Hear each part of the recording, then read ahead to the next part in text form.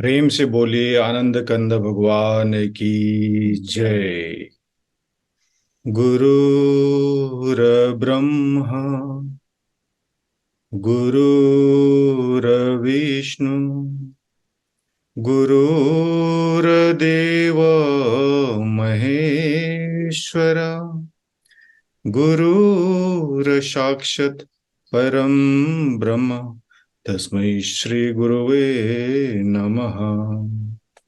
बंदो गुरुपदकंज कृपा सिंधु नररूप हरि महामोह तब पुंज जासु बचन रविकरणी कर अखंड मंडलाकारं व्याक्तं वेनं चराचरं तत्पदं दर्शितं वेनं तस्मै श्री गुरुवे नमः। प्रेम से बोलिए श्री सद्गुरुदेव महाराज की जय। आदि शक्ति श्री जग जननी माता जी की जय। परम संत श्री हंस जी महाराज की जय। सभी दिव्य परिवारों की जय। सभी पूजनीय संत महात्माओं की जय। सच्चे गुरु दरबार की जय। आज के इस यूएई वीकली सत्संग में देश विदेश से उपस्थित सभी पूजनीय संत महात्मागण, प्रेमीगण एवं जिज्ञासु सभी को स्वागत और मेरा सादर जय श्री सच्चिदानंद। हर एक शुक्रवार की तरह आज भी हम लोग इस जूम के माध्यम से प्रेम भाव से जुड़कर सत्संग श्रवण करने के लिए उपस्थित हुए हैं। आज हमारे साथ बहुत ही अनुभवी संत महात्मा जुड़े हुए हैं। उनके सारगर्भित सत्संग विचार हमें सुनने का अवसर मिलेगा। आप सबसे अनुरोध है कि आज के जो कार्यक्रम का जूम लिंक है, आप लोग अपने इष्ट मित्र, अपने दोस्तों को आप जरूर शेयर करें। तो चलिए आज के कार्यक्रम को शुरू करते हैं गुरु वंदना से। और गुरु वंदना गाने के लिए मैं अंजिता लामा जी जो दुबई से हैं, मैं उनको अनुरोध करता हूं। प्रेम से बोले श्री आनंद कंद भगवान की जय। आदि शक्ति श्री जगजननी माता जी की जय। सभी हंस महान विभूतियों की जय। सच्चे गुरु दरबार की जय। सभी संत महात्माओं की जय। उपस्थित सभी संत महात्माओं की को प्रणाम और जय सस्तानन, और सभी प्रेमियों को जय सस्तानन। प्रेम से बोलिए श्री आनंद कंद भगवान की जय। गुरुर्ब्रह्मा गुरुर्विष्णु गुरु ही देव महेश्वर गुरुर्साक्षात् परम ब्रह्मा तस्मै श्री गुरुवे नमः। गुरु चरण कमल बलिहारी रे, प्रभु चरण कमल बलिहारी रे। मेरे मन की दुविधा टारी रे, मेरे मन की दुविधा टारी रे। गुरु चरण कमल बलिहारी रे, प्रभु चरण कमल बलिहारी रे।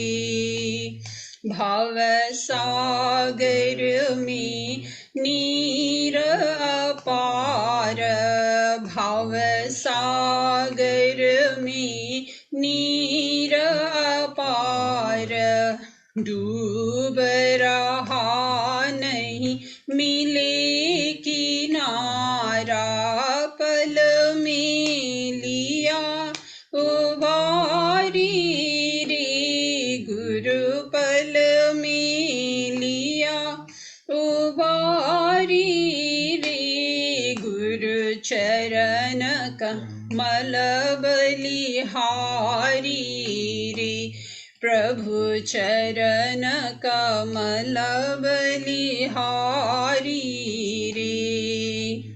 काम क्रोध मद लोभ लुटेरे, काम क्रोध मद लोभ लुटेरे, जन्म जन्म की वैरी मेरे, सबको दीना मारी रे, गुरु सबको दीना मारी रे, गुरु चरण कमल बलिहारी रे, प्रभु चरण कमल बलिहारी रे। द्वैत भाव सब दूर कराया, द्वैत भाव सब दूर कराया, पूरन ब्रह्मा एक दर्शाया, घट घट ज्योत निहारी रे, गुरु घट घट ज्योत निहारी रे, गुरु चरण कमल बलिहारी रे, प्रभु चरण कमल बलिहारी रे। युग युगत गुरु देव बताई, युग युगत गुरु देव बताई, ब्रह्मा नंद शांति मन आई, मानुष देह सुधारी रे, गुरु मानुष देह सुधारी रे, गुरु चरण कमल बलिहारी रे, प्रभु चरण कमल बलिहारी रे।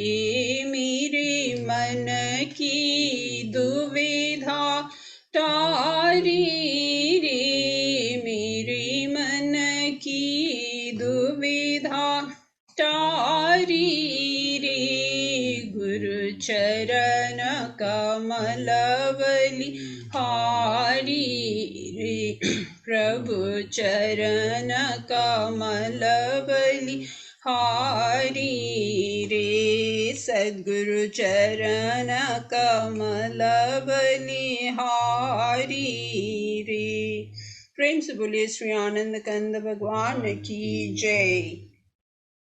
प्रेम से बोलिए श्री सद्गुरुदेव महाराज की जय। अंजिता लामा जी को बहुत बहुत धन्यवाद, अति सुंदर गुरु वंदना प्रस्तुति के लिए। चलिए अभी सत्संग होगा। सत्संग के लिए मैं आपको ले चलता हूं मध्य प्रदेश, भारत। हमारे पूजनीय महात्मा अंबालिका बाई जी को मैं अनुरोध करता हूं अपना सत्संग विचार से हम सबको लाभान्वित करने के लिए। प्रेम से बोलिए श्री सद्गुरुदेव महाराज की जय। जगत जननी श्री माता जी की जय। बंदो दीन दयाल हरि कृपा सिंधु सुखधाम, जगदीश्वर प्रभु हंस को मेरा कोटि कोटि प्रणाम। तुम पूर्ण परमात्मा, तुम पूर्ण जगदीश, आदि पुरुष सतगुरु तुम्ही प्रभु, तुम है नवां शीस, प्रभु तुम है नवां शीस। प्रेम से बोलो श्री सतगुरुदेव महाराज की। परम आराध्य जगत जननी श्री माता जी की जय। सांचे दरबार की जय। मानव धर्म की जय। आदरणीय उपस्थित प्रेमी सज्जनों, माताओं, बहनों एवं भाइयों, हम सभी लोग बड़े ही भाग्यशाली हैं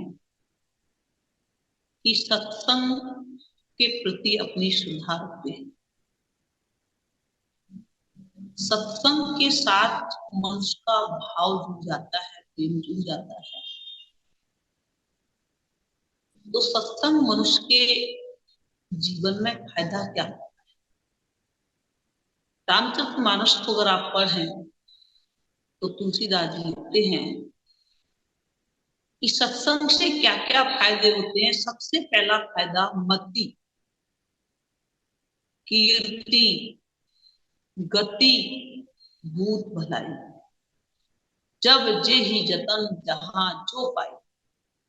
करे सबसे पहले हमें बुद्धि मिलती है, हमें विवेक मिलता है, हमें जिंदगी को कहाँ ले जाना है, क्या करना है, इसके बारे में एक विचार देता है। और सत्संग के साथ जब हमारा प्रेम जुड़ जाता है तो फिर कहा मति के बाद कीर्ति, कीर्ति देता है। कीर्ति का मतलब होता है यश, सम्मान। और तीसरा नंबर होता है गति। गति का मतलब होता है कल्याण, जीवन के अंदर में मुक्ति। और उसके बाद जिंदगी का भला होता है। इस सारी चीजें मनुष्य को कहां से प्राप्त होती है? मति भी, कीर्ति भी, गति भी। तो रामचरितमानस को अगर आप पढ़ेंगे तो उसमें आता है सो जानव सत्संग प्रभाव। सत्संग के प्रताप से सत्संग जो है वो मनुष्य को इतनी सारी चीजों को देता है। अब हमारा सत्संग के प्रति क्या भाव है, क्या श्रद्धा है, क्या प्रेम है, ये हमें अपने अंदर में देखना चाहिए। क्योंकि कहा सत्संग वो धारा है, इसमें जो नहाते हैं पापी से भी महापापी पावन बन जाते हैं। सत्संग मनुष्य के मन को धोता है, मनुष्य के हृदय को पवित्र बनाता है। और जब हृदय पवित्र होता है, मन पवित्र होता है, तो उस परम पिता परमात्मा के चरणों का जो आनंद है वो मनुष्य को प्राप्त होता है। ये जीवन जो परमात्मा ने दिया है उसका उद्देश्य क्या है, ये किस लिए दिया है? संत कहते हैं कि आने का जमाने में मकसद है तेरा इतना, पहचान के मालिक को तू नाम सदा जपना। इतनी सी कहानी है, इतना सा है अफसाना, आया है कहाँ से और तुझको कहाँ जाना। आया है कहाँ से और तुझको कहाँ जाना। महापुरुष कहते हैं संसार के अंदर में आने का मकसद क्या था? आने का जमाने में मकसद है तेरा इतना, पहचान के भगवान को, प्रभु की पहचान करना। लेकिन प्रभु की पहचान कहां से होगी, कैसे होगी? प्रभु को पहचानने का जो रास्ता है, जो कला है, जो उपाय है, वो कौन देगा? तो ये पावर केवल सदगुरु महाराज जी के चरणों में मनुष्य को प्राप्त होती है। गुरु महाराज जी का जब आशीर्वाद मनुष्य को प्राप्त होता है तो प्रभु की पहचान होती है। और प्रभु की जब पहचान होती है तो मनुष्य अपना मन परम प्रभु परमात्मा के नाम स्मरण में लगाता है। और जब नाम सुमन करता है तो नाम सुमन का फल क्या मिलता है? तो रामायण में लिखा है, सुमरत सुलभ सुखद सबका। सुमन करने से मनुष्य को सुख प्राप्त होता है। लोक लाहु पर लोक निर्वाह। लोक में लाभ प्राप्त होता है, परलोक में निर्वाह होता है। लेकिन जिस सुमरन से मनुष्य को सुख मिलता है, आनंद मिलता है, शांति मिलता है, वो सुमरन किया कैसे जाएगा? उसको करने का उपाय क्या है? तो हमारे संत कहते हैं उसके करने का जो उपाय है वो गुरु महाराज जी बताते हैं। अपने मन को, सुमरन तो चल रहा है, सुमरन चलाना नहीं पड़ता, सुमरन चल रहा है, लेकिन उसमें अपने मन को कैसे जोड़े, अपनी सुरती को कैसे जोड़े, अपना ध्यान कैसे जोड़े। कह रहा है सुमरन में सुरती लगा लो, मुंह से कछू मत बोल। वो भाषा का विषय नहीं है, वो वाणी का विषय नहीं है सुमरन, वो अनुभूति का विषय है। उसमें केवल अपने मन को जोड़ना पड़ता है, और मन जोड़ने की जो टेक्निक है, जो विधि है, वो गुरु महाराज जी बताते हैं। और सुमन में जब सुरती लगती है तो कह रहे हैं सुमन में सुरती लगा लो, मुंह से कछू मत बोल, बाहर के पट बंद कर लो, अंदर के पट अंतःकरण को जागृत करना है। कृष्ण भगवान कह रहे हैं कि दुनिया में हमने सब कुछ जान लिया, सब कुछ पा लिया, लेकिन अपने शरीर को चलाने वाली जो शक्ति है, जो आत्मा है, अगर उससे हमारा संबंध नहीं जुड़ा, उससे हमारा नाता नहीं जुड़ा, तो नाना शास्त्र पठन लोके नाना दैवात पूजनम, और आत्म ज्ञान बिना पार्थ सर्व कर्म व्यर्थ। कि जीवन में हमने शास्त्र भी पढ़े, देवी देवताओं की पूजा भी की, और आत्म अनुभूति नहीं किया। इस शरीर को चलाने वाली जो शक्ति है, उस शक्ति से अपना संबंध नहीं जुड़ा, तो कह रहे सब किया कराया निरर्थक है, सर्व कर्म निरर्थकम। इस शरीर के साथ साथ आत्मा को भोजन देना अति अनिवार्य है। आत्मा का जो भोजन है वो क्या है? आत्मा का भोजन भजन है। इसलिए भोले जी महाराज जी ने, भगवान शिव ने भजन किया, माता भवानी ने भजन किया, गणपति ने भजन किया, हनुमान जी ने भजन किया। नासे रोग हरे सब पीरा, और जपत निरंतर मत वीरा। निरंतर जप किया, निरंतर ध्यान किया, अपनी आत्मा को भोजन सबने दिया। लेकिन हम दुनिया में आने के बाद शरीर की तो देख रेख कर रहे हैं, शरीर के प्रति हमारी सुधा है, शरीर को सुसज्जित करने के लिए मेहनत कर रहे हैं, सुंदर भोजन दे रहे हैं, सुंदर वस्त्र दे रहे हैं, सुंदर मकान दे रहे हैं, लेकिन शरीर को चलाने वाली जो आत्मा है उसको क्या दे रहे हैं? उसके प्रति हमारी क्या सोच है? और महापुरुष कहते हैं अगर आत्मा को भोजन नहीं दिया, आत्मा के निमित्त कर्म नहीं किया, आत्मा के नाम का भजन नहीं किया, तो हमारी आत्मा भूखी रहेगी। कबीरदास जी कहते हैं भूले मन समझ के लाद लदनिया, थोड़ा लाद बहुत मत लावे लादे, टूट जाए गर्दनिया, भूखा हो तो भोजन कर ले, आगे देश न पनिया, और प्यासा हो तो पानी पी ले। आगे करे, आगे कबीरदास जी कह रहे हैं कि भूखा हो तो भोजन कर ले, आगे हाट न बनिया, और प्यासा हो तो पानी पी ले, आगे देश न पनिया। कहत कबीर सुनो भाई साधु, काल के हाथ कमन। कबीरदास जी कहते हैं अगर भूख है, आत्मा की तृप्ति चाहते हो, आत्मा का भला चाहते हो, तो कह रहे अभी मौका है, अभी आप संतों के पास जाके, श्री गुरु महाराज जी के चरणों में जाके उस नाम को जान के ध्यान कर सकते हैं, साधना कर सकते हैं, नाम के बीच में मन को जोड़ सकते हैं। और अगर मौका निकल गया तो फिर हम इस जिंदगी का लाभ नहीं ले सकते हैं। प्यासा हो तो पानी पी ले, अगर मन की प्यास बुझाना है, मन की प्यास कैसे बुझेगी? इस जिंदगी के अंदर में मन को अगर तृप्त करना चाहते हो, मन की प्यास बुझाना चाहते हो, तो उसके लिए सत्संग का पानी पीना पड़ेगा। सत्संग जो होता है वो मन की प्यास को बुझाता है, मन को पवित्र बनाता है। कहा है सत्संग वो धारा है, इसमें जो नहाते हैं पापी से भी पापी पावन बन जाते हैं। सत्संग मनुष्य को पवित्र बनाता है, मनुष्य के मन को पवित्र बनाता है, और जब मन पवित्र होता है तब ये ध्यान करता है और भजन में आनंद लेता है। लेकिन हम लोग क्या कर रहे हैं? बहुत सारे सेट इकट्ठे कर रहे हैं,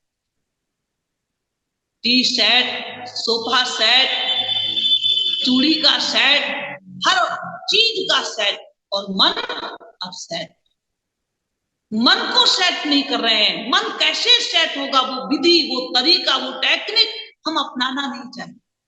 और हम सभी लोग ध्यान दें इस बात का कि हमारे पास बहुत सारे सेट हैं और मन अब सेट है। रावण के पास सारे सेट थे और मन सेट नहीं था, और मन सेट नहीं था तो सब सेट बिखर गए। कोई भी चीज उसकी जिंदगी में उसे फायदा नहीं दे पाई। इसलिए सबसे पहला काम जिंदगी का होना चाहिए हमारा मन सेट, हमारा मन एकाग्र। पर मन सेट कैसे करेंगे? मन को हम एकाग्र कैसे करेंगे? मन को हम कैसे बांधेंगे? तो कहा कुंभ का बांधा जल, जल बिन कुंभ ना हो, ज्ञान का बांधा मन रहे और गुरु के बिना ज्ञान ना हो। जैसे पानी को एकत्रित करना चाहते हैं तो उसके लिए हमें घड़े की आवश्यकता होती है। घड़े के द्वारा हम पानी को इकट्ठा कर लेते हैं, लेकिन वो घड़े का जो निर्माण हुआ है वो मिट्टी और जल के सहयोग से हुआ है।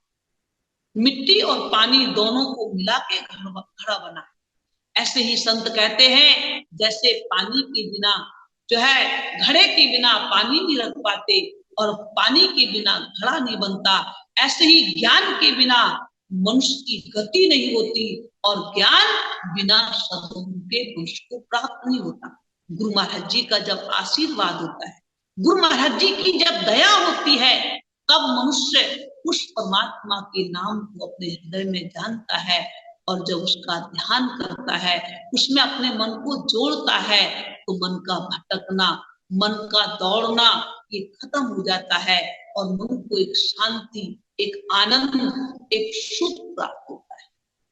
इसलिए कहा है कि मनुष्य दुनिया में सुख चाहता है, दुनिया की चीजों में आनंद चाहता है, लेकिन अगर दुनिया में सुख होता, आनंद होता, तो महारानी मीरा राजघराने की बहू थी, राजपाट छोड़ के, सारे सुख ऐश्वर्य छोड़ के और संत रविदास जी के दरबार में गई। संत रविदास जी से ज्ञान की भीख मांगी।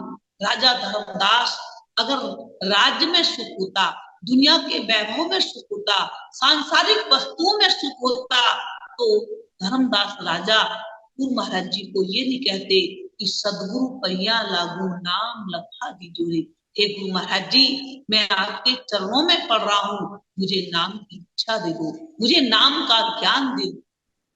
बहनों भाइयों, इससे पता लगता है कि सुख जो है वो दुनिया की चीज में नहीं है, सुख भगवान के वचन में है, सुख परमात्मा के नाम स्मरण में है। लेकिन वो नाम के जो दाता हैं वो सदगुरु महाराज हैं। इसीलिए बड़े बड़े राजा महाराजा, और राजा महाराजाओं की तो बात छोड़ो, भगवान श्री कृष्ण अपनी मथुरा को छोड़ के और गुरु महाराज जी के चरणों में हाजिर, गुरु महाराज जी के दरबार में हाजिर हुए। भगवान श्री राम अयोध्या छोड़ के, अयोध्या के सारे ऐश्वर्य छोड़ के, सुख छोड़ के और गुरु महाराज जी के चरणों में उपस्थित हुए। गुरु महाराज जी के चरणों की सेवा करके और उनसे आशीर्वाद प्राप्त किया। बड़े बड़े राजा महाराजाओं ने सदगुरु महाराज जी के चरणों की सेवा करके और उनसे भक्ति का दान मांगा, क्योंकि आनंद जो है, सुख जो है वो गुरु महाराज जी के चरणों में है। इसलिए संत कहते हैं कि आनंद के लुटे खजाने भाई सतगुरु के दरबार में, आनंद के लुटे खजाने भाई सतगुरु के दरबार में, सतगुरु के दरबार में, भाई दाता के दरबार में, सतगुरु के दरबार में, भाई दाता के दरबार में, आनंद के लुटे खजाने, भाई सतगुरु के दरबार में, आनंद के लुटे खजाने, भाई सतगुरु के दरबार में। धन में सुख ढूंढने वालों तुम धन वालों से पूछ लो, धन में सुख ढूंढने वालों तुम धन वालों से पूछ लो, उन चैन नहीं मिलता है इस जग के कारोबार में, उन चैन नहीं मिलता है इस जग के कारोबार में, आनंद के लुटे खजाने, भाई सतगुरु के दरबार में, आनंद के लुटे खजाने, भाई सतगुरु के दरबार में। क्यों खाक छानता पगले इस दुनिया की बेकार में, क्यों खाक छानता पगले इस दुनिया की बेकार में। क्या कहा संतों ने कि आनंद जो है, सुख जो है, वो केवल गुरु महाराज जी के चरणों में प्राप्त होता है।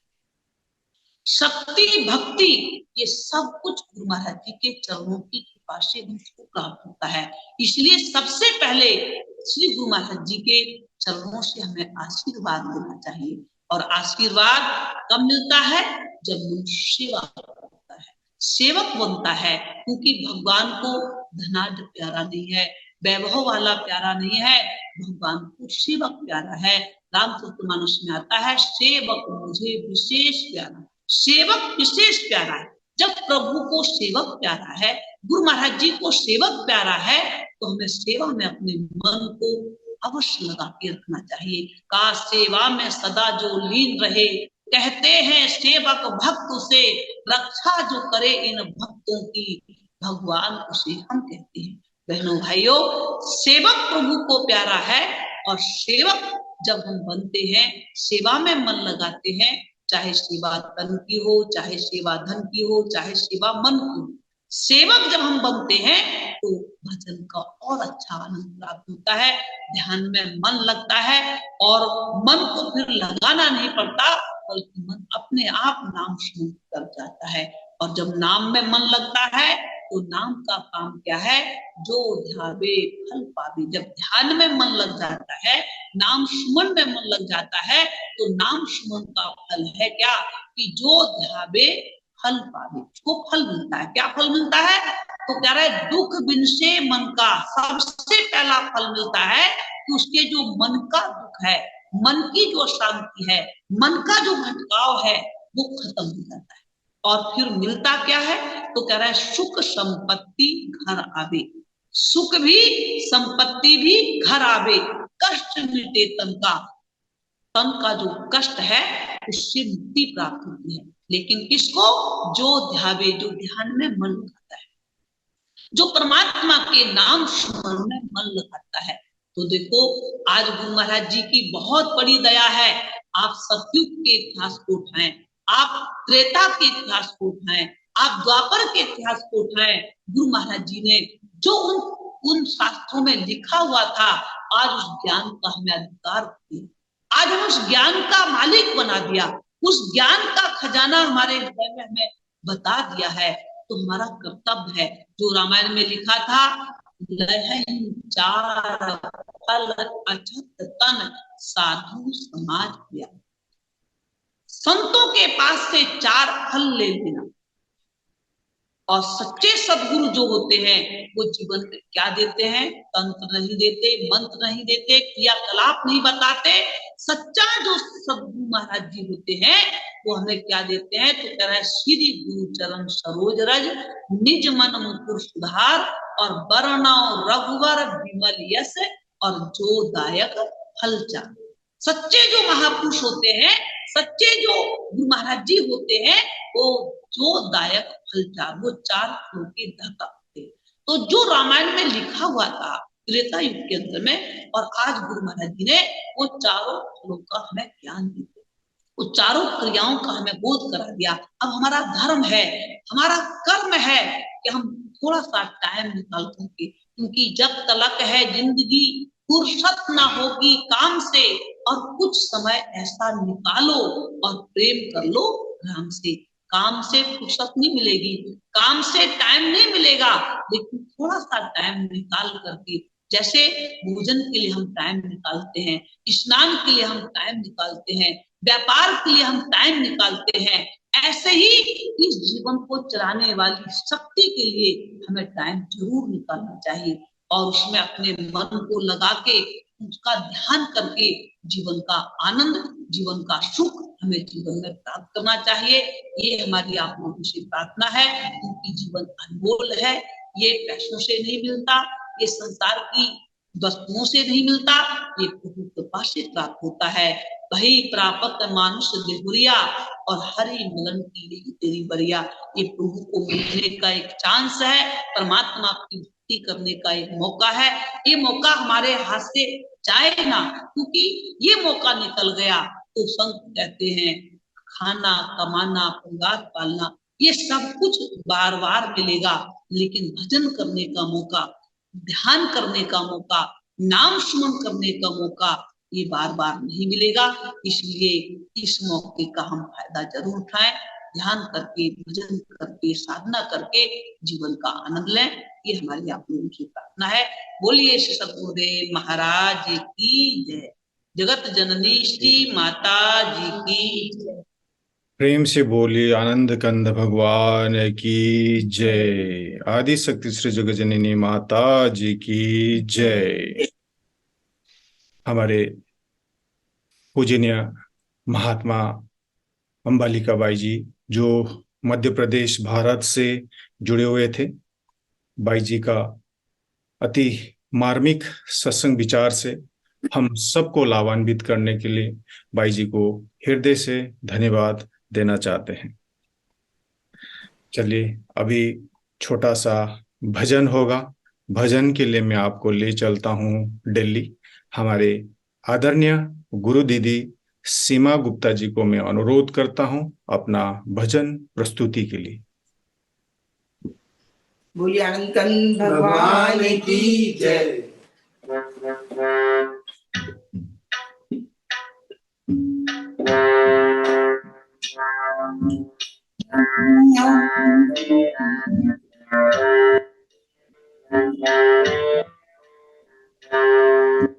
प्रभु आपकी कृपा से सब काम हो रहा है। प्रभु आपकी कृपा से सब काम हो रहा है। करते हो तुम गुरु करते हो तुम गुरु मेरा नाम हो रहा है, मेरा नाम हो रहा है। प्रभु आपकी कृपा से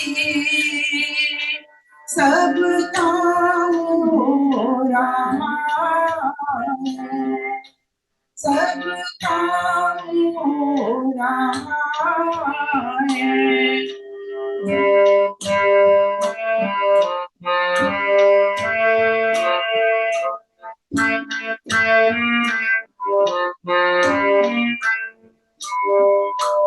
पतवार तेरी नावी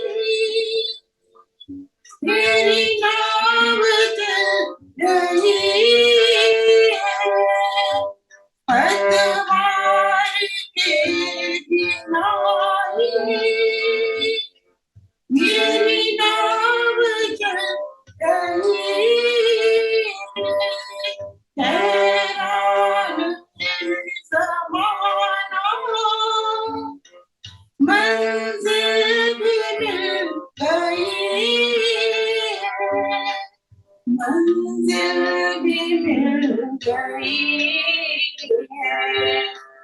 कहती नहीं मैं कुछ भी, करती नहीं मैं कुछ भी,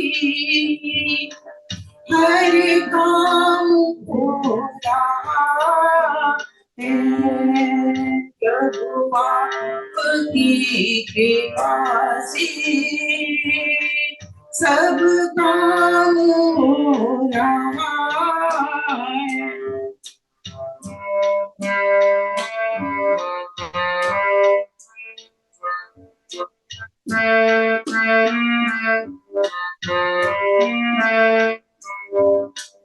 तुम साथ हो जो मेरे, किस चीज की कमी है।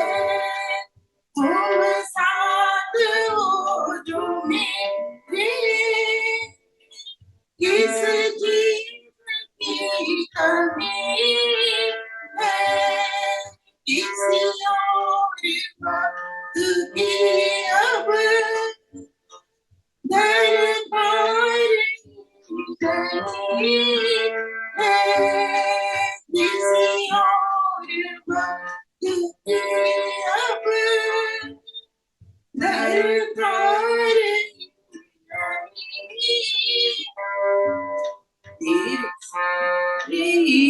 है। तेरे साथ से गुलाब गुलफाम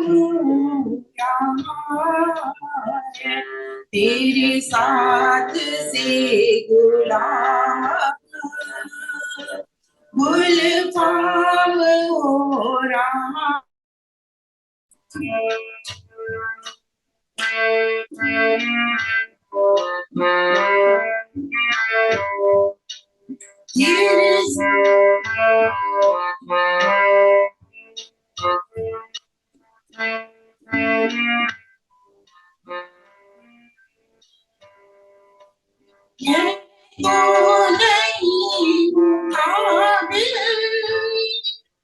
तेरा पार कैसे पाऊं, मैं तो नहीं हूँ काबिल। तेरा पार कैसे पाऊं, टूटी हुई वाणी सी गुणगान कैसे गाऊं, गुणगान कैसे गाऊं। तेरी ही प्रेरणा से, तेरी ही प्रेरणा से ये कमाल हो रहा है। तेरी ही प्रेरणा से ये कमाल हो रहा है। करते हो तुम गुरु करते हो तुम गुरु, मेरा नाम हो रहा, मेरा नाम हो रहा है। गुरुवर आपकी कृपा से सब काम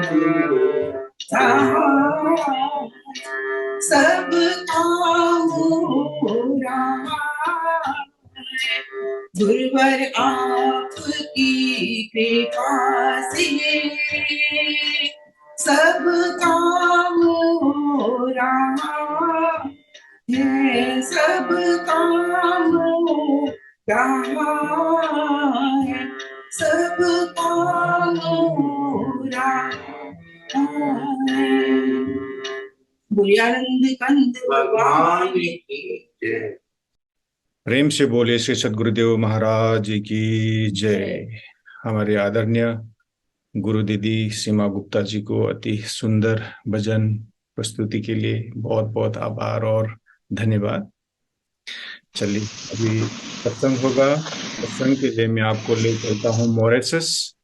हमारे पूजनीय महात्मा धरनी बाई जी को मैं अनुरोध करता हूँ अपना सत्संग विचार हमारे समक्ष रखने के लिए। बोली श्री सद्गुरुदेव महाराज जी की जय। श्री आनंद कंद भगवान की जय।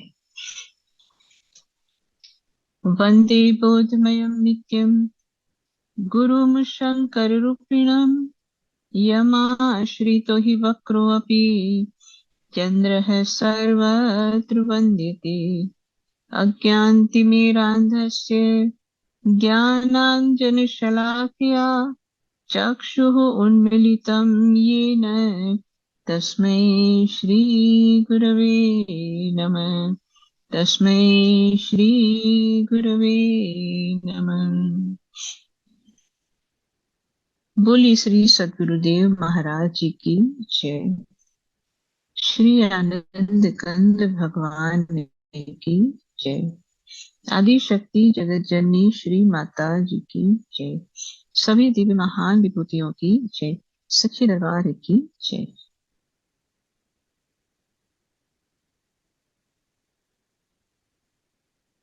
श्री गुरु महाराज जी के चरण सरोज की दया से हम और आप सब हर सप्ताह की तरह आज भी सत्संग का आनंद प्राप्त कर रहे हैं और हमने सुंदर भजन और सत्संग का आनंद प्राप्त किया भी है।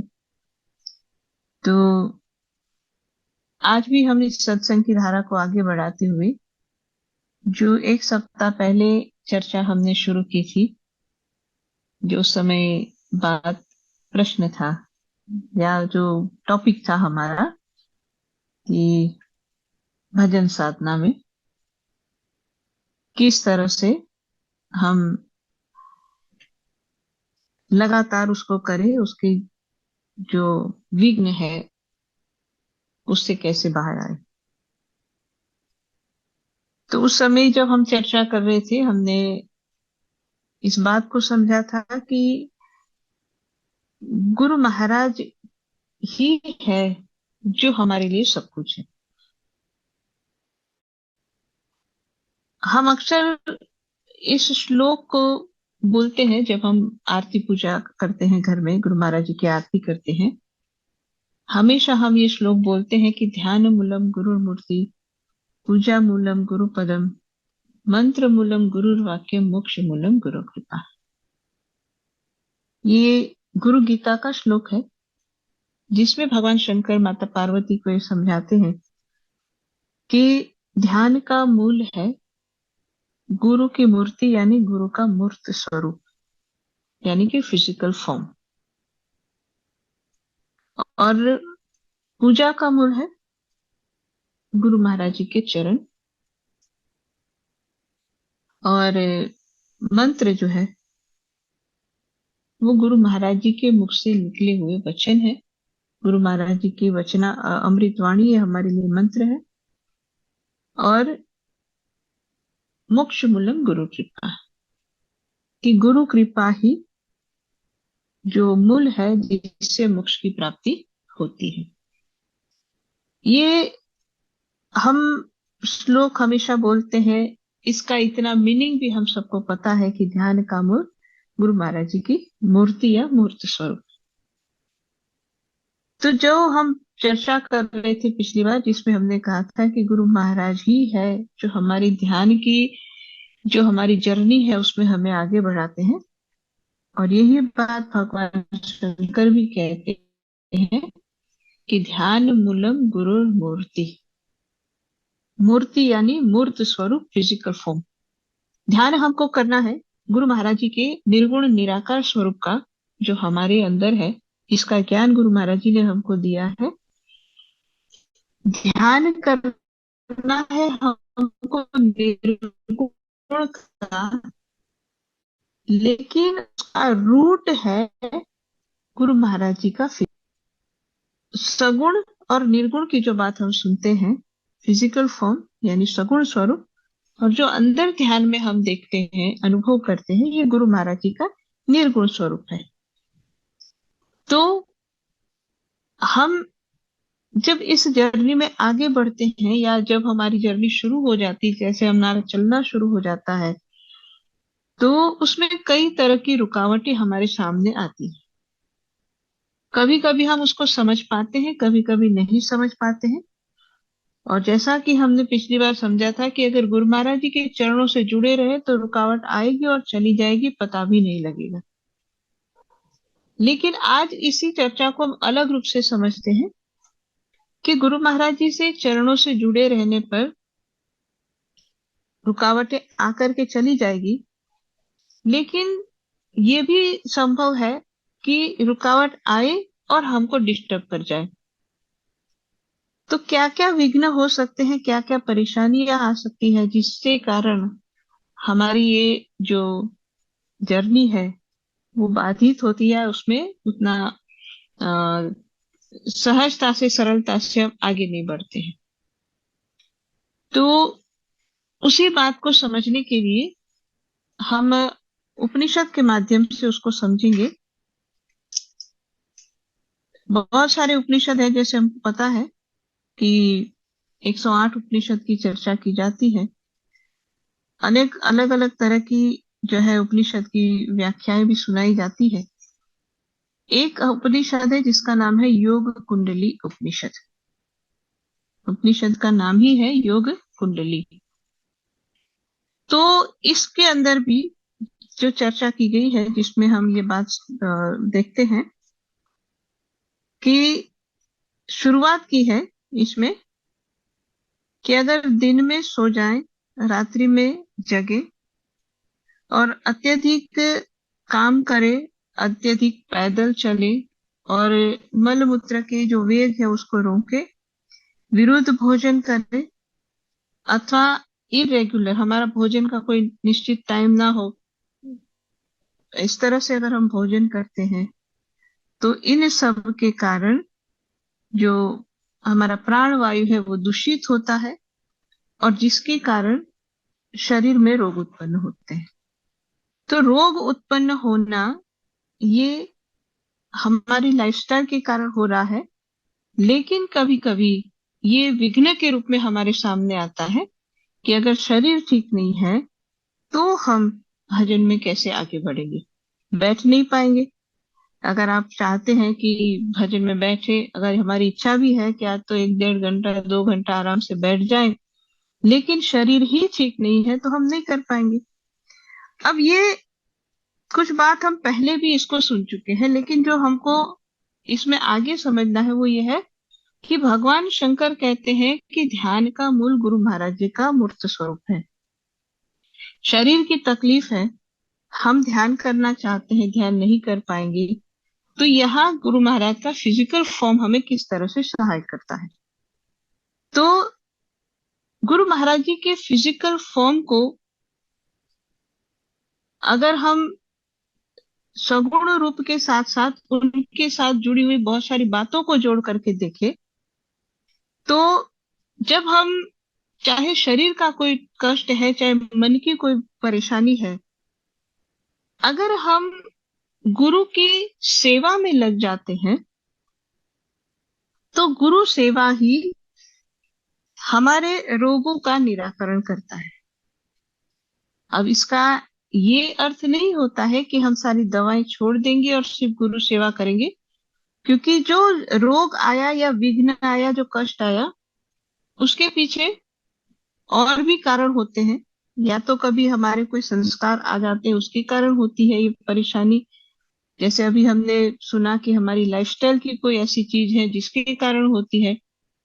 कभी कभी होता है कि जब हम साधना पथ में आगे बढ़ रहे हैं तो हमारे अंदर के जो विकार निकल करके आते हैं, जिसके कारण भी होते हैं। तो चाहे किसी भी कारण से हमारे शरीर में रोग आया हो, चाहे हमारी लाइफस्टाइल के कारण आया हो, चाहे पहले के कोई संस्कार के कारण आया हो, और या अंदर की कोई जो है विकार निकल करके आया हो जिसके कारण शरीर में रोग आया हो, तीनों का उपाय एक ही है, और वो है तन से गुरु महाराज जी की सेवा करना। क्योंकि जब हम शरीर से सेवा करेंगे तो शरीर से सेवा करने पर शिष्य पर गुरु महाराज अत्यंत प्रसन्न रहते हैं, तन की सेवा। और इसीलिए हम जब गुरु भक्तों की जब अगर श्रृंखला देखते हैं, गुरु भक्तों के बारे में अगर हम सुनते पढ़ते हैं, तो गुरु भक्तों की सेवा की जब बात आती है तो सबसे पहले हम आरुणि को याद करते हैं, भक्त आरुणि को। और भक्त आरुणि की कथा सबने सुनी है, सबको पता है कौन थे आरुणि और किस तरह से उन्होंने सेवा की। सेवा ये भी नहीं था कि गुरु महाराज के पास ही उन्होंने गुरु के चरणों में बैठ करके गुरु के चरण दबाए, ये सेवा भी नहीं थी। सेवा तो उनकी थी खेत में, वो खेत में उनको भेजा था, वहां उनकी सेवा थी। लेकिन वो सेवा जो थी जिसके कारण ये गुरु महाराज के प्रिय शिष्य बन गए, गुरु महाराज ने उनको अपने अंग से लगा दिया, इतने प्रिय शिष्य बन गए। और उसके कारण कहते हैं कि उसके आगे चल करके वही जो है आरुणि, भक्त आरुणि, उन्हीं को उद्दालक मुनि के नाम से भी जाना जाता है कि वो इतने ऊंचाई को छू गए कि फिर वो एक ऋषि के रूप में, मुनि के रूप में जाने जाते हैं। और इसीलिए अगर हमारे जीवन के अंदर भी किसी तरह का ऐसा कोई जो है इश्यू है या ऐसी कोई परेशानी हमारे सामने है, चाहे शरीर से जुड़ी हुई है, चाहे मन से जुड़ी हुई है, और चाहे अगर ऐसी नहीं भी है तो भी तन से गुरु की सेवा ये सबसे जरूरी पहला स्टेप है अगर भजन साधना में आगे बढ़ना है तो। चाहे हम कितना भी आराम से कर सकते हो, चाहे कितनी भी हमारी आदत भी बन गई हो, लेकिन जड़ क्या होता है, भगवान क्यों कहते हैं कि ध्यान का मूल गुरु महाराज का मूर्त स्वरूप है। मूल यानी जो रूट है, रूट क्या करेगा, अगर रूट है तो ही तो पेड़ है, रूट नहीं है तो पेड़ नहीं है, सबसे पहली बात है। और दूसरा है कि चाहे कितना भी बड़ा पेड़ हो जाए, लेकिन उसका आधार तो उसकी रूट है, और जड़ से ही उसको पोषण मिलता है, जड़ ही उसको सब कुछ देता है, जिसके कारण वो इतना बढ़ता है, या जिसके कारण वो दुनिया में बाहर इतना सुंदर दिखता है, फल देता है, फूल देता है, छाया देता है, जो भी करता है। ये सब कुछ तभी है जब उसकी रूट है। बिना रूट के जैसे एक पेड़ का अस्तित्व नहीं है, ऐसे ही बिना गुरु महाराज के सगुण स्वरूप के हमारे ध्यान का कोई अस्तित्व नहीं है। इसलिए सगुण स्वरूप से जुड़ के रहना, और सगुण स्वरूप ही जैसे एक पेड़ के लिए जड़ सब कुछ करता है, उसको आधार भी देता है, उसको पकड़ के भी रखता है, उसको गिरने भी नहीं देता है, उसका पोषण भी करता है, ऐसे ही हमारे लिए गुरु महाराज जी का सगुण स्वरूप सब कुछ करता है कि हमारा आधार भी वही है, हमको पोषण भी वहीं से मिलता है। स्पिरिचुअल जो पावर हमको चाहिए, जो हमारे पोषण के मतलब हमारा स्पिरिचुअल जो पावर हमको चाहिए, वो भी गुरु महाराज जी के मूर्त स्वरूप से मिलता है। और गुरु महाराज जी का मूर्त स्वरूप ही जो है, जिनकी वाणी के माध्यम से ही हम प्रेरित होते रहते हैं, हमको एनर्जी मिलती रहती है और हम धीरे धीरे आगे बढ़ते हैं। इसीलिए पहली बात जो आती है ध्यान मूलम गुरु मूर्ति में, कि गुरु महाराज जी का जो मूर्त स्वरूप है उसकी तन से सेवा करने से, तन को हम गुरु महाराज जी की सेवा में किसी भी रूप में लगाते हैं तो वो हमारे शरीर का जो पहला विघ्न है उससे हमको पार ले जाने में सहायक होता है। फिर आगे बहुत सारी बातें हैं, उपनिषद के अंदर 10 विघ्न बताए हैं, पहले भी शायद हमने इसके ऊपर चर्चा की थी। फिर आगे उसमें और विघ्नों में आता है एक कि प्रमाद और आलस्य होता है, और ये हम सबके साथ होता है कि नियम बन गया है, कर रहे थे, फिर अचानक एकदम से क्या हुआ कि एक दिन कुछ ऐसी बात हो गई, छूट गया, और उसके बाद तो पता नहीं चलता है जल्दी जल्दी कैसे दिन बीत गए। तो ये एक विघ्न किस रूप में आया, तो ये विघ्न आया हमारी कसौटी के रूप में, क्योंकि जब कोई ऐसी छोटी सी भी घटना हो जाती है जिसके कारण हमारा नियम टूटता है, तो उसके पीछे 2-3 बातें हमको खुद को भी ध्यान रखनी होती है। कि सबसे पहला ये होता है कि जब हम, जैसे अगर हमारा नियम है कि हम रोज सुबह 3 बजे या 4 बजे 5 बजे जितने बजे उठ के भजन करते हैं, या जितनी भी देर भजन करते हैं, या जिस तरह से भजन करते हैं, तो अक्सर आपने सुना होगा, कहा जाता है कि भाई अगर आप जो भी भजन साधना के लिए करते हैं उस बात को प्रकट मत करो, किसी के सामने उस बात को प्रकट मत करो। अक्सर कभी हमसे गलती हो जाती है कि हम किसी के सामने प्रकट कर देते उस बात को, और जहां ये बात मुख से निकल करके बाहर प्रकट होती है तो वो हमारे लिए विघ्न बन जाता है। और इसलिए इसको प्रकट करके, बोल करके, किसी के सामने इसका बखान करके उसको नहीं कहेंगे तो ये सबसे अच्छा है। और दूसरा ये होता है कि जब हम इस तरह से बखान कर देते हैं तो उसके माध्यम से दो काम, क्यों ऐसा मना करते हैं, अक्सर कभी हमसे भी ये चर्चा करते हैं, कोई तो पूछते हैं कि क्यों इसको मना करते हैं। अगर हमको कुछ, अगर मेरा कोई नियम है, अगर मैं किसी को कहूं तो हो सकता है उसको भी फायदा मिले, उसको भी प्रेरणा मिले, और वो भी ऐसा नियम बनाए, वो भी आगे बढ़े, तो पुण्य का काम है, पुण्य का काम हो सकता है। लेकिन पूरी अगर आप उसकी डिटेल, उसकी सारी समझेंगे ना कि किस तरह से ये कार्य करता है, तो जैसे अगर किसी व्यक्ति, एक व्यक्ति का है, नियम है कि वो रोज 2.5 घंटे भजन में बैठता है, सुबह उठ करके और रात में भी। अब ये उसके लिए बहुत अच्छी बात है, उस कर भी रहा है, उसके संस्कार है, उसका कोई किसी भी रूप में समझो कि ये कर पा रहा है तो गुरु की विशेष कृपा है जो वे कर पा रहे हैं। लेकिन हमारा मन जो है ना वो बहुत ही ज्यादा खेल करता है, और मन की माया को समझना इतना आसान नहीं होता है। और इसलिए बहुत बार हम जब कोई चर्चा करते हैं तो बहुत बार लोग ये भी कहते हैं कि भाई जी पहले तो बहुत अच्छे से अनुभव हो रहे थे, लेकिन एक बार क्या हुआ कि प्रेमी लोग सब बैठ करके आपस में बातचीत कर रहे थे, उस समय मैंने भी बोल दिया कि मुझे को भी इतना इतना अनुभव हो रहा है, मेरे को भी ऐसा प्रकाश दिखता है, मेरे को भी ऐसे ऐसे होता है, और उसके बाद से तो दिखना ही बंद हो गया। अब वो मजा नहीं आता है, वो जो था ना, पता नहीं क्या हुआ। तो फिर अपने आप से सोचने लगते हैं, कोई कह देता है देख तूने बोल दिया ना, तेरे को टोक लगी। देखो टोक लगना नहीं लगना वो तो हम नहीं जानते, लेकिन इसमें मन जो होता है ना सूक्ष्म रूप में कैसे काम करता है ये समझ लेते हैं कि जब हम ये सब कुछ कर रहे थे तब हम मन को हम अपने कंट्रोल में रख करके कर रहे थे, क्योंकि हमको पता है कि भजन में मन को लगाना गुरु की कृपा और मन का संयम दोनों बात आती है उसमें। तो हम चाहे किसी भी रूप में कर पा रहे थे तो एक विशेष बात थी। और इसके साथ क्या होता है ना कि फिर जब हमने किसी के सामने ये बात कह दी तो चाहे हमको नहीं लगता है कि मैं कोई बड़ा बन करके ये बात कह रहा हूं, लेकिन उसमें सूक्ष्म रूप में मन के अंदर ये अहंकार के रूप में चला जाता है।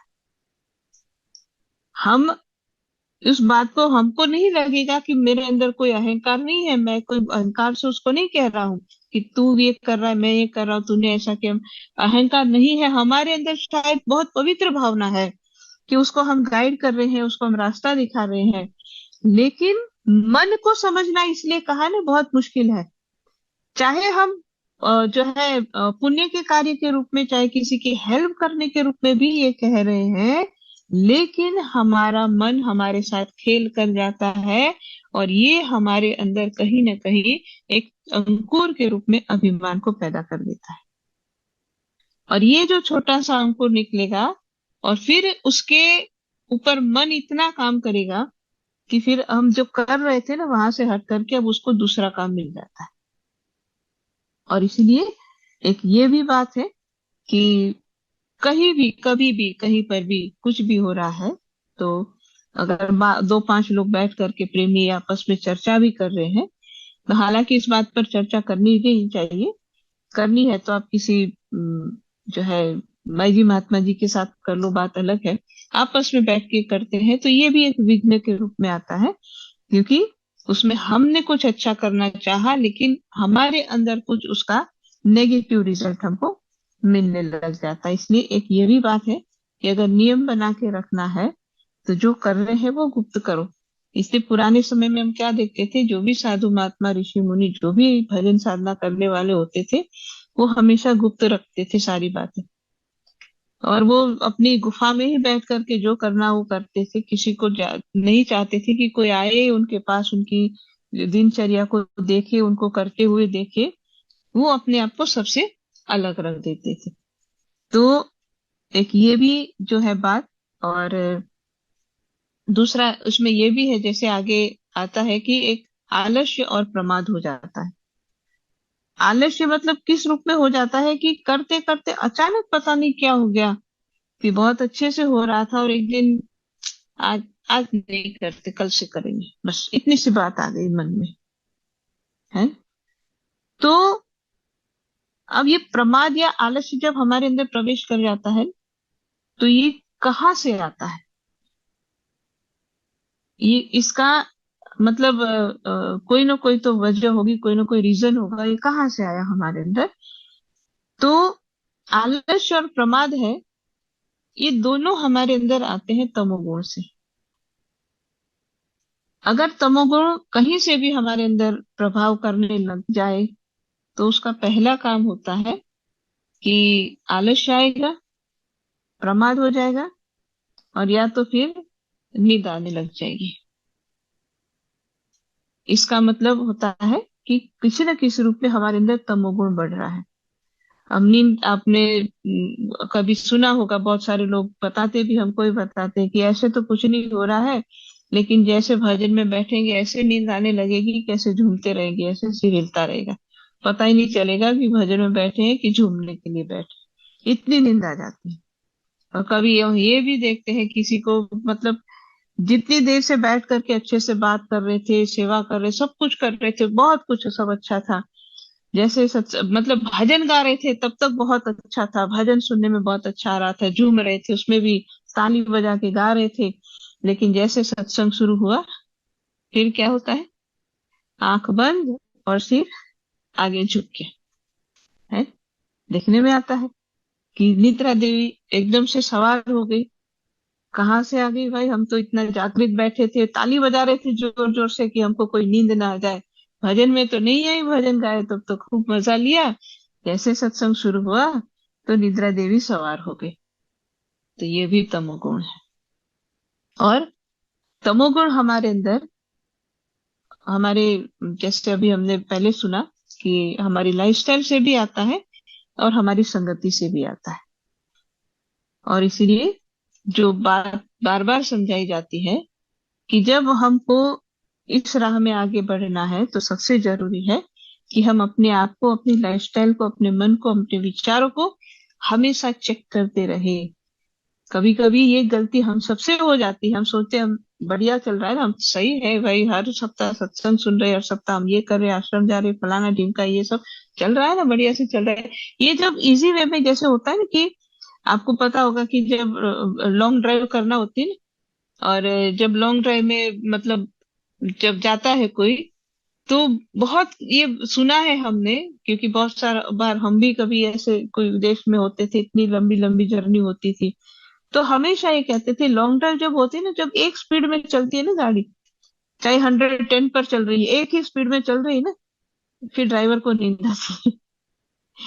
क्यों नींद आती है? अच्छा, कभी आपने ये सुना कि भीड़ वाले, जैसे इंडिया में होता है ना, एकदम भीड़ वाले में हॉर्न बज रहा है और यहाँ से कोई निकल रहा है, यहाँ से कोई निकल रहा है, क्या कुछ हो रहा है, तो उसमें देखा आपने कि उसकी भीड़ में एक ड्राइवर चलाते चलाते सो गया।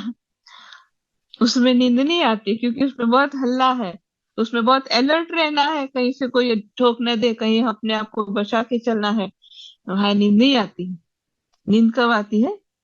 जब एक सरल सीधा, कोई आपके रास्ते में आगे कोई नहीं आ रहा है, कहीं कोई विघ्न नहीं, कोई परेशानी नहीं है, और आप सीधे सीधे चलते जा रहे हो और 110 पे चलते हैं, और उसमें भी फिर ड्राइवर को नींद आने लगती है, ऐसा हम सुनते हैं। क्यों? क्योंकि मन के पास अब कोई दूसरा काम नहीं है, सब कुछ अपने आप हो रहा है ना। आपने जो है गाड़ी के लिए जो स्टीयरिंग भी पकड़ के रखा है, एक्सीलेटर पे भी चल रहा है, और आगे कहीं खतरा नहीं है ना कोई, सीधी सी बात है, कोई खतरा नहीं है ना कि कहीं कोई यहाँ से, क्योंकि सीधी लाइन में चल रहे, लेन में चल रहे ना अपने, ऐसा नहीं है कि कोई लेन क्रॉस करके आपके आगे इधर आएगा, कोई इधर से आएगा, नहीं, वो सब अपनी लेन में चल रहे हैं ना, आप अपनी लेन में चल रहे हो, आपको पता है कहीं से कोई खतरा नहीं है। तो बहुत बार फिर ये भी हो जाता है हम सबके जीवन में कि जब एक एक जैसे कहते हैं, एक रूटीन सेट हो गया, एक ढब में हम चलने लग गए, एक पैटर्न में हम अपने आप को करने लग जाते हैं ना, तो बहुत बार ये होता है ना, जैसे हम सब भी देखते हैं कि जब कोई काम ऐसे सरल तरीके से होने लगता है ना, फिर बहुत बार हमको होता है कि ये काम हो भी जाता है और हमको पता भी नहीं लगता। जैसे कभी कभी अनुभव किया होगा आपने भी, हम भी करते हैं कभी कभी अनुभव, कि आरती हम गुरु महाराज जी की रोज सुबह शाम करते हैं। हम सबको आरती अच्छी तरह से याद है। अब कितनी बार ऐसा होता है, होता होगा आप लोगों के साथ भी होता होगा, याद करेंगे आपको भी आएगी, कि कभी कभी ऐसा होता है हम आरती कर रहे थे, आरती हो रही है हो रही हो रही, हमने बोल भी दी गा भी दी, और आखिर में जब बोलने लग गए ना, कि जब आखिरी में जब फिर से जय गुरुदेव बोलने लगे, अरे आरती खत्म हो गई। क्यों ऐसा लगा? आरती तो हम ही ने तो की, हम ही तो बोल रहे थे, लेकिन हमको फिर भी ऐसा लगता है अरे आरती खत्म हो गई। तो इजी वे में हो गया सब कुछ और हमको पता नहीं चलता है, मन कहीं और चला जाता है। जो मैं समझाना चाह रही हूँ, मैं जो कहना चाह रही हूँ, एक्सप्लेन करना चाह रही हूँ, वो है कि जब कभी कभी इस तरह का जब होने लगता है तो मन हमको जैसे कहते हैं ना, ऑटो पायलट की तरह वो हमारा काम होता रहता है, और फिर मन अपने आप निकल जाता है वो दूसरे रास्ते, कहीं से कहीं घूमने चला जाता है। चलो ये चल रहा है ना, तब जब चल रहा है ऑटो पायलट हो गया ना, अभी आरती गानी है, रोज गा रही है, उनको याद है, वो बोलते रहेंगे, तब तक मैं थोड़ा घूम के आ जाता हूँ। और करता है मन का, कितनी बार बदमाशी करता है ऐसा। आरती में करते हैं, अगर आपको चालीसा कोई करने की आदत है, चालीसा हम बोलते हैं, बोलते बोलते पता नहीं लगता है बोल रहे थे, अरे खत्म हो गया, अरे मैं तो कहीं कहाँ से कहाँ घूम के आ गई।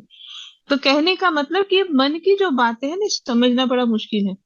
इसलिए जब हम इस तरह का अपना एक रूटीन होना अच्छी बात है, लेकिन उसको भी हमें अपने आप को चेक करते रहना है कि कहीं ऐसा तो नहीं है ऑटो पायलटिंग में हमारी गाड़ी चली गई और हमारा मन कहीं निकल गया। तो ये भी एक विघ्न हो जाता है। हम जैसे कहते हैं ना कि हम बड़े मस्त रहते, खुश रह रहे हैं, अरे मेरा सब कुछ अच्छा चल रहा है, अब पिछले दरवाजे से मन भी अपना मस्त रहता है कि चलो इनको तो काम धंधे पे लगाया, अब मैं अपना काम करने लग जाता हूँ। तो ये भी एक समस्या हो सकती है, और इसीलिए अपने आप को चेक करते रहना बहुत जरूरी है। और इसीलिए जो है कुछ कुछ बातें होती है जिसमें हमको अपने आप में परिवर्तन भी लाने होते हैं, कि जो भी कर रहे थे उसमें, इसलिए 21 दिन तक का होता है कि भाई 21 दिन तक आप कुछ करोगे तो आपकी आदत बन जाएगी। हमने 21 दिन तक ये किया, लेकिन थोड़े बहुत हमारे परिवर्तन भी उसमें आते रहने चाहिए। जैसे चाहे भजन साधना की बात हो, कि हम बैठे हैं तो हमारा नियम है कि पहले हम ये क्रिया करेंगे, फिर ये करेंगे, फिर ये करेंगे, ये करेंगे। हमने इसको 10 मिनट देना है, इसको 15 मिनट देना है, इसको इतना करना है, इसको इतना करना है, जैसे भी किसी का भी जो भी नियम हो। फिर क्या होगा ना कि जब आप एक अपने स्केड्यूल बना दिया कि इस तरह से मेरे को इतना करना है, अब एक बार किया, दो बार किया, 5 बार किया, 7 बार किया ना, अब मन इतना खतरनाक है ना, वो समझ जाएगा कि हम किस लेन पे चलने वाले हैं। फिर जब हम इस लेन पे चलेंगे ना, वो हमको कहीं पर अटका करके वो कहीं निकल जाएगा। इसलिए उसको अलर्ट रखना भी जरूरी है। इसलिए कभी ऐसा नहीं कि हम जो एक में चल रहे थे फिर उसमें परिवर्तन लाना चाहिए। और परिवर्तन लाने के साथ साथ हम अपने आप को और अच्छी तरह से कोई अपने आप को अलर्ट रखने के लिए ही दूसरे पॉइंट पर आता है कि हम हमेशा गुरु महाराज जी की वाणी को सुनते रहे। इसलिए भगवान शंकर कहते हैं ना कि मंत्र मूलम गुरु वाक्यम, कि मंत्र मंत्र किसको कहते हैं? मंत्र जो हमारे मन को एक जगह स्थिर कर दे, है। तो गुरु महाराज जी के वाक्य क्या करेंगे? अब मन को, मन की बदमाशी से अगर हमको अपने आप को बचाना है, अगर मन को हम सही तरीके से हम एक कंट्रोल में रखना चाहते हैं, तो उसके लिए भगवान शंकर कहते हैं कि गुरु महाराज जी के मुख से निकले हुए वचन जो है, गुरु महाराज जी के वचनामृत है, वो हमारे मन के लिए सबसे जरूरी है। इसलिए जो दूसरे स्टेप में बात आती है कि हम गुरु महाराज जी के मुख की निकली वाणी हमेशा सुने। और जैसा पिछली बार भी हमने कहा था कि गुरु महाराज जी के मुख से निकली हुई वाणी को, सत्संग को जैसे हम सुनते हैं, और आज के समय में तो बहुत अच्छा है, सही तरीके से अगर हम उसको उपयोग करना चाहें तो सरल तरीका, अच्छा तरीका है कि हम ईयरफोन लगा करके और सीधे गुरु महाराज जी के जो वाइब्रेशन है ना, गुरु महाराज जी की वाणी का अपना इतना पावर है, उसको हम अपने अंदर जो है ईयरफोन से उसको जाने दें, और फिर देखे कि यहाँ पूरा कैसे दिमाग हिल रहा है उस वाणी से। आंख बंद करके अगर सुनेंगे तो ये जो गुरु महाराज जी के मुख से निकली हुई वाणी है, उसके अलावा दूसरा कोई उपाय नहीं है कि हम जिसके माध्यम से हम अपने मन को कंट्रोल कर पाए। इसलिए एक तो गुरु महाराज जी का सत्संग, जो गुरु महाराज जी के मुख से निकली हुई वाणी है, और गुरु महाराज जी की जो आज्ञा हमको मिलती है वो भी हमारे मन के लिए बहुत जरूरी है। और इसलिए जो तीन तरह की बात हमने कही कि निद्रा भी आती है, तो उसका भी उपाय यही है। क्योंकि निद्रा क्यों आती है, एक तो जैसे हमने कहा कि तमोगुण के कारण आती है, और दूसरा ये होता है ना कि जब हम कोई अच्छी जगह में, जैसे हम सबके साथ तो अभी शायद नहीं होगा ऐसा, लेकिन कभी कभी हो जाता है कि जब हमारे एनर्जी लेवल थोड़ा डाउन होता है ना, तब हमको सत्संग में नींद आने लग जाएगी, हमको भजन में बैठते ही नींद आने लग जाएगी, जब हमारा एनर्जी लेवल डाउन होता है तब। और इसीलिए जैसे एनर्जी अगर थोड़ी डाउन हो गई, हमारा एनर्जी लेवल डाउन हो गया, तो हमको फिजिकली तो हम जैसे थे वैसे ही फिट थे, लेकिन जो हमारे अंदर जो स्पिरिचुअल एनर्जी का एक फ्लो हो रहा था वो कहीं से नहीं हो पाया, और हमारी वो एनर्जी डाउन होती है जो हमको मेडिटेशन में हेल्प करती है, वो जब डाउन होती है उसके कारण भी हमारे साथ ये होता है कि नींद भी आने लग जाती है, और जो है आलस भी आ जाता है, और प्रमाद भी हम कर जाते हैं कि चलो ठीक है कर लेते, कल कर, अभी थोड़ी देर बाद करेंगे, बाद में करेंगे। ये प्रमाद है जो हमारे अंदर फिर आ जाता है। तीनों के पीछे एक और रीजन है, और वो है हमारा एनर्जी का डाउन होना। तो अगर हमारी एनर्जी लेवल थोड़ा सा भी डाउन हो रहा है, उसको अप करने के लिए भी ये दोनों ही चीजें, गुरु की सेवा और गुरु महाराज जी के मुख से निकले हुए वचनों को सुनना, हमारी एनर्जी को अगर तुरंत बूस्ट करना है एकदम से, अगर आप किसी भी तरह से डाउन फील कर रहे हो, किसी भी कारण से किसी भी तरह से डाउन फील करते हैं, और उस समय अगर अपने आप को बूस्ट करना, एकदम से बूस्ट करना है, तो एक तो सुमिरन से हो जाते हैं, और एक गुरु महाराज की वाणी से होते हैं। और इसलिए क्योंकि एनर्जी हम बूस्ट करना चाहते हैं, तो सुमिरन तो हमसे नहीं हो पाया, तभी तो एनर्जी डाउन हुई ना। इसलिए सबसे अच्छा तरीका जो भगवान शंकर ने बताया कि गुरुर वाक्यम, गुरु महाराज जी के मुख से निकले हुए वचन ही हमारे लिए अमृत का काम करते हैं, इसलिए उसको हम वचन अमृत कहते हैं। जैसे अमृत क्या करेगा, कोई अगर अमृत की व्याख्या ही ये होती है कि जो मृत नहीं हो सकता वो अमृत है। मृत मतलब मरना, यानी खत्म होना। तो हमारे अंदर किसी भी तरह की जो भी कमी है उसको जो पूरा कर देता है वो अमृत है, और वो अमृत गुरु महाराज जी के वचन है, इसलिए उसको हम वचनामृत कहते हैं। इसलिए वचनामृत का पान करना ये सबसे ज्यादा जरूरी एक शिष्य के लिए भी होता है। तो जैसे शरीर के रोग के लिए सेवा है, और आलस, निंदा और प्रमाद के लिए सत्संग सुनना और सेवा भी इसके साथ हम करते हैं। और उसके आगे कुछ और भी विघ्न आते हैं, और विघ्न कभी कभी बहुत सारे लोगों के साथ हमने भी सुना है कि भाई जी जब से उपदेश लिया ना, तब से जो सुन रहे थे आज तक वही सुनाई दे रहा है, इतने साल हो गए। जब शुरू किया तब जो सुनाई दे रहा था आज भी वही सुनाई दे रहा है। और एक बार हम और किसी कंट्री की बात है, तो वहां पर भी रेगुलर मेडिटेशन क्लास चलता था वीकली। तो ऐसे ही जब बैठ के बात कर रहे थे, तो एक प्रेमी अपने उन्होंने कहा कि भाई जी मेरे को उपदेश लिए इतने साल हो गए, लेकिन तब से जो सुन रहा हूँ ना, आज इतने साल हो गए मैं वही सुन रहा हूँ, मैं कहीं और आगे नहीं बढ़ा हूँ, मेरे को कुछ और सुनाई नहीं देता, वही इतने साल हो गए उससे मैं आगे नहीं बढ़ा हूँ। तो और कुछ नहीं सुनाई देता। जैसे कहते हैं ना कि इतने अलग अलग तरह के शब्द हैं, और बहुत सारी बातें बताई जाती है सत्संग में, और भजनों में भी हम सुनते हैं कि इतने अलग अलग तरह के शब्द सुनाई देने की बात आती है, लेकिन बोले हमको तो ये कि जो था वो इतने साल हो गए वहीं अटके हुए हैं, उसमें कहीं कोई परिवर्तन नहीं दिख रहा है। तो ये भी कभी कभी विघ्न के रूप में आता है, क्योंकि जब ऐसा कुछ होता है ना, फिर मन का तो काम है ना हमको हटाना, तो तुरंत कहे छोड़ो यार, वही तो कहा, आगे तो बढ़ नहीं रहे, कोई और कुछ तो मिल नहीं रहा है, कुछ और अनुभव तो हो नहीं रहा है। तो ये भी एक विघ्न के रूप में काम करता है। तो जब हम, अरे किसी के भी साथ अगर ऐसा कुछ होता है कि जहाँ थे वहीं अटके हुए हैं, ऐसा लग रहा है कि जहाँ थे वहीं अटके हुए हैं, तो एक विचार करने वाली बात है कि क्यों वहीं पर अटके हैं। है।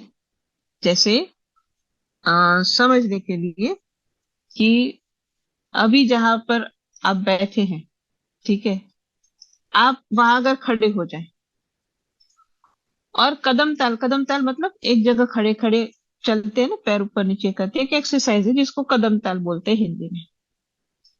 तो समझो कि हम खड़े होकर के एक जगह खड़े होकर के एक जगह खड़े खड़े चल रहे हैं, ठीक है, कदम ताल कर रहे हैं। अब आप आधा घंटा तक कदम ताल करो, ठीक है। आधा घंटे के बाद फिर आप कहोगे कि अरे मैं तो अभी यहीं का यहीं खड़ा हूं, मैं तो कहीं गया ही नहीं। आधे घंटे से मैं चल रहा हूँ, आधे घंटे में तो मुझे कहीं से कहीं पहुंच जाना चाहिए था, लेकिन मैं तो वहीं का वही हूँ, मैं तो कहीं आगे नहीं बढ़ा है। तो ऐसा क्यों हुआ? क्योंकि हमने कदम को आगे नहीं बढ़ाया, है ना। जब हम जहां जो कर रहे थे वहां से कुछ आगे बढ़ने की कोशिश नहीं करेंगे तो हम आगे कैसे बढ़ेंगे? तो ऐसे ही इसके लिए भी है कि आप अगर इस बात को हम समझने की कोशिश करें तो जो हम कर रहे थे उतना ही करेंगे, तो जहां थे वहीं पर मिलता है हमको। इसीलिए परिवर्तन लाना उसमें भी होता है। जब ऐसा अगर होने लगता है तो फिर खुद के ऊपर सोचना पड़ेगा, विचार करना पड़ेगा कि भाई कहीं तो कोई कमी है कि जिसके कारण मैं एक स्टेप भी आगे नहीं बढ़ रहा हूँ, या तो एक स्टेप भी ऊपर नहीं चढ़ रहा हूँ, वहीं का वहीं ऊपर नीचे पैर कर रहा हूँ। तो रुक करके अपने आप को आत्मचिंतन की बात आती है कि कहाँ पर मेरे से क्या ऐसा काम हो रहा है। और खुद को अगर अच्छी तरह से समझ में ना आए तो कहते हैं कि उसका सरल तरीका यही होता है, जो बहुत लोगों का अनुभव है, हमने भी ये बात देखी है कि जब खुद से समझ में ना आए तो सबसे अच्छा तरीका ये है कि आंख बंद करके गुरु महाराज जी से प्रार्थना करके कोई भी सत्संग सुन लो या कोई भी सत्संग पढ़ लो। उसमें अपने आप रास्ता गुरु महाराज दिखा देंगे कि कहाँ हमसे गलती हो रही जिससे हम आगे नहीं बढ़ रहे हैं। क्योंकि अगर अनुभव में जो हम अपने अंदर में जो प्राप्त करें उसमें कोई परिवर्तन नहीं आएगा तो हो सकता है कि समय के साथ फिर हमारा उत्साह भी ठंडा हो जाता है। तो ये भी एक विघ्न के रूप में कार्य करता है। और इसलिए इन सब से अपने आप को करने के लिए इसलिए जो कहा जाता है ना कि जागते रहो। ये सारी बातों को इतना लंबा चौड़ा न सुना करके, न समझा करके, क्योंकि जो ज्ञानी होते हैं ना वो शॉर्ट में बात करते हैं, इसलिए उन्होंने एक ही बात कह दी कि जागते रहो। जागते रहने से क्या होगा? आत्मचिंतन भी हो जाएगा, पता भी लगता रहेगा, फिर हमारा मन कहीं पिछले रास्ते से निकल के भागेगा भी नहीं। जो जो सारी चर्चा हमने सुनी ना अभी तक, उन सबको समझने का एक ही तरीका है, जागते रहना, यानी अपने आपको वॉच करते रहना कि हम कहाँ जा रहे, क्या कर रहे। और बहुत बार होता है फिजिकली हम कुछ और करते हैं और पीछे माइंड में कुछ और चल रहा होता है। तो जब जागते रहेंगे ना तो ये मन का जो खेल चल रहा होगा ना पीछे, वो भी हम उसके ऊपर भी ध्यान देंगे, वो भी हमारी समझ में आएगा। तो फिर उसको जाने का, इधर उधर भागने का हम मौका नहीं देंगे। इसलिए जागते रहना। इसलिए अक्सर जो गुरु महाराज जी भी सत्संग में सुनाते, उपनिषदों का उद्घोष है कि उत्तिष्ठ जागृत प्राप्त वरानी बोझ, कि जागो और अपने लक्ष्य की प्राप्ति करो। क्योंकि लक्ष्य की प्राप्ति क्या है, जैसे अभी पूजनीय आदरणीय भाई जी बता रहे थे सत्संग में कि हमारे लक्ष्य क्या है, जीवन का लक्ष्य क्या बताया है कि उस परम तत्व को प्राप्त करना है और परम तत्व में मिलना है। तो पहुंचने के लिए जागृत रहना है। इसलिए जागने के लिए ही सारी ये बातें हो रही है, जागने के लिए ही हर सप्ताह हम जुड़ते हैं, सत्संग सुनते हैं। गुरु महाराज जी भी इतनी जो है सभी दिव्य विभूतियां इतनी जो है मेहनत करते हैं, जगह जगह प्रचार करते हैं जागने के और जगाने के लिए। तो हम ये ना सोच ले कि हम जगे हुए हैं, जग तो गए हैं लेकिन फिर भी जागे रहना है। ये जरूरी है, जागने के बाद भी जागते रहना है, नहीं तो फिर कभी हम भी जागने का हमको भ्रम हो जाएगा और हम वास्तव में सो गए होंगे, ऐसा ना हो। इसलिए अपने आप को चेक करते रहे, अपने आप को पर नजर रखे, आत्मचिंतन करें। और सबसे जरूरी है गुरु महाराज जी के सत्संग को, और कभी जो है उसमें ये ना रखे कि सुन लेंगे, सुनते हैं एक ही सत्संग बार बार सुने, 1000 बार सुने, 50,000 बार सुने, तब भी कोई उसमें नई बात यही होगी कि हर बार हमको अच्छी से अच्छी वो एनर्जी हमको मिलती रहेगी। इसलिए भजन साधना में आगे बढ़ने के लिए ध्यान मूलम गुरु मूर्ति किसी न किसी रूप में गुरु महाराज जी के मूर्त स्वरूप से जुड़े रहे, चाहे सत्संग सुनने के माध्यम से, सेवा करने के माध्यम से, गुरु आज्ञा को याद करने के माध्यम से, गुरु के चिंतन के माध्यम से, किसी न किसी रूप में गुरु के फिजिकल फॉर्म के साथ यानी मूर्त स्वरूप से जुड़े रहे, तो ध्यान मजबूत भी होता है और उसमें हम ऊंचाइयों तक भी पहुंचते हैं। तो इसी के साथ मैं अपनी वाणी को विराम देती हूँ। बोलिए श्री सद्गुरुदेव महाराज जी की जय। आनंद कंद भगवान की जय। प्रेम से बोलिए श्री सद्गुरुदेव महाराज जी की जय। हमारे पूजनीय महात्मा धन्यबाई जी को अति प्रेरणादायक सत्संग विचार से हम सबको लाभान्वित करने के लिए बहुत बहुत धन्यवाद। मुझे लगता है जितने भी आज महानुभाव जुड़े हुए हैं, आप सबको जरूर फायदा हुआ होगा कि हमारा पिछले सत्संग में मेडिटेशन का ही टॉपिक से जुड़े हुए सत्संग हुआ था, तो बाई जी ने आज उसको कंक्लूड कर दिया और बहुत अच्छी तरीके से हम सबको समझाया। बाई जी को बहुत बहुत धन्यवाद। और हमारे पूजनीय महात्मा अंबालिका बाई जी को भी बहुत बहुत धन्यवाद। उन्होंने अपना बिजी शेड्यूल होने के बावजूद हमें समय देके अपना सत्संग विचार से लाभान्वित किया। और हमारे आदरणीय गुरु दीदी सीमा गुप्ता जी को भी बहुत बहुत धन्यवाद। अति सुंदर भजन प्रस्तुत किया हम सबके आगे। और जितने भी महानुभाव जुड़े हुए हैं देश विदेश से, आप सबको भी बहुत बहुत धन्यवाद। और ये जो यूए वीकली सत्संग होता है, ये स्पेशली जो आश्रम जा नहीं पाते हैं, जो विदेशों में रहते हैं, उनके पास आश्रम जाने के समय नहीं होते हैं या आश्रम नहीं होते हैं, उन सब के लिए ये जो कार्यक्रम है बनाया हुआ है गुरु महाराज जी की असीम कृपा से। तो आप सबसे अनुरोध है कि every Friday UAE time 8 PM to 9:15 PM तक ये कार्यक्रम होता है। इसका लिंक हर हफ्ता सेम होता है। आप लोग जरूर अपने इष्ट मित्र को, अपने दोस्तों को आप लोग शेयर करके इनवाइट कर सकते हैं नेक्स्ट वीक भी। तो आज के कार्यक्रम हम लोग यहीं पर समाप्त करते हैं। और इस जो कार्यक्रम का रिकॉर्डिंग भी होता है और इसको पब्लिश किया जाता है वीकली सत्संग यूट्यूब चैनल पर। किसी कारणवश अगर आप इस लाइव प्रोग्राम मिस होता है तो आप लोग वीकली सत्संग यूट्यूब चैनल में भी जाके कार्यक्रम का आनंद ले सकते हैं। तो आज के कार्यक्रम को यहीं पर समाप्त करते हैं। छोटी सी प्रार्थना से मैं बाई जी को अनुरोध करता हूँ प्रार्थना के लिए। बोलिए श्री सद्गुरुदेव महाराज जी की जय।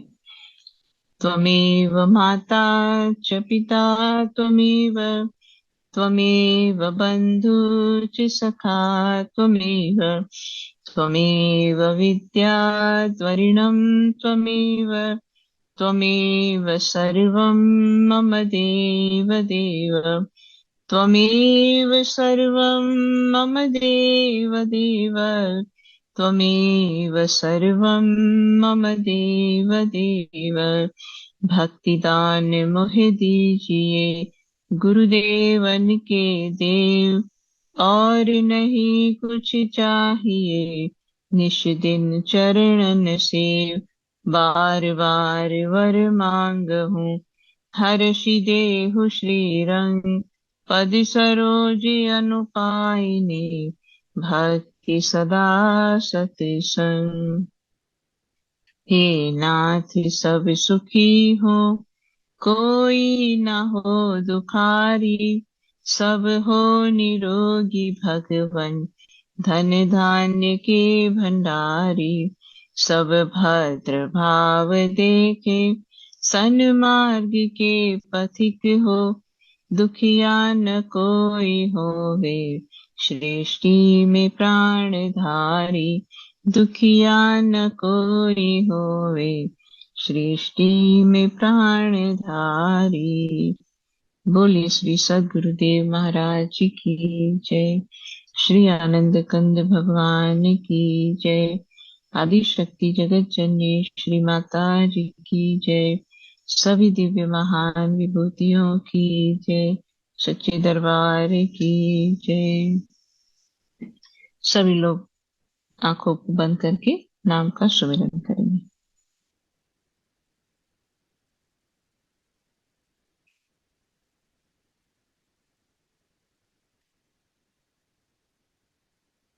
बोली श्री सद्गुरुदेव महाराज जी की जय।